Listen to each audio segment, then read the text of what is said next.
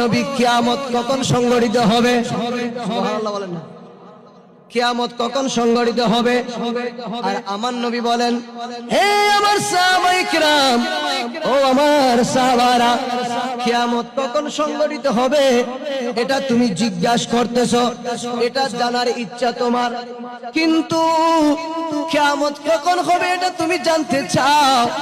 কিয়ামতের জন্য তুমি কি প্রস্তুতি করলা? ঠিক কি না? তুই কিয়ামত হতে হুজ করতে লাগো, কিন্তু কিয়ামতের প্রস্তুতি গ্রহণ করছো না। আর নবী হদ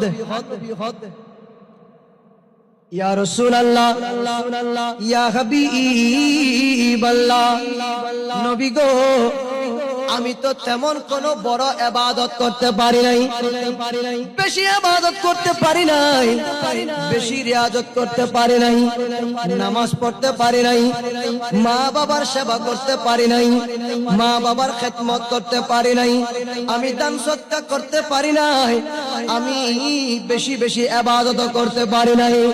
ইয়া রাসূলুল্লাহ, ইয়া হাবিব